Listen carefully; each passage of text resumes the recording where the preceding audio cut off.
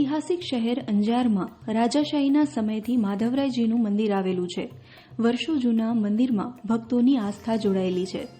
મંદિરમાં 365 દિવસ મહાઆરતી થાય છે. અંજારના પ્રાચીન માધવરાયજીના મંદિર વિશે જાણીએ અહીંના પૂજારી પાસેથી. અનિરુદ્ધ જયસિંહભાઈ હર્ષ.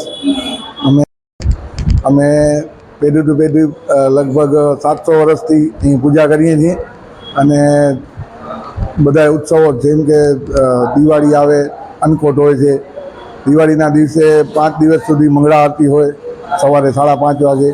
જન્માષ્ટમી ઉજવીએ છીએ અને વર્ષો વર્ષ કૃષ્ણના લગતા તમામ ઉત્સવો, 11, પૂનમ, અમાસ, એટલે બધા મહિનામાં ટોટલી તહેવારો ઉજવીએ છીએ.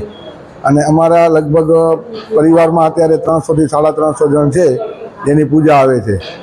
એક જણની પૂજા એક પાંખડી દીઠ 5 વર્ષમાં 3 મહિના આવે છે અને અલગ અલગ 5 પાંખડીમાં 5 ભાઈઓના વહેંચેલી છે અને રાજાશાહીના વખતથી પૂજા અમે કરીએ છીએ.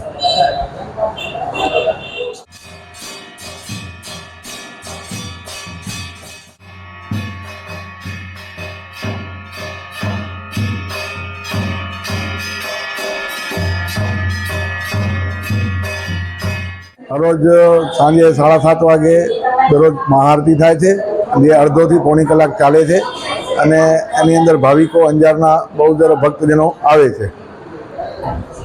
આ માધવરાયજી મંદિર છેલ્લા 700 વર્ષથી અમે પૂજા અર્ચના કરીએ છીએ અને માંડવીથી અમારા જીવરામભાઈ હર્ષ કરીને એક વડીલ હતા જે અહીંયા લઈ આવ્યા હતા અને પહેલે આખું જૈન દેરાસર ટાઈપનું આખું બાંધણી છે અને દેરાસરની અંદર મૂર્તિ સ્થાપિત થઈ નથી ભગવાન મહાવીર સ્વામીની.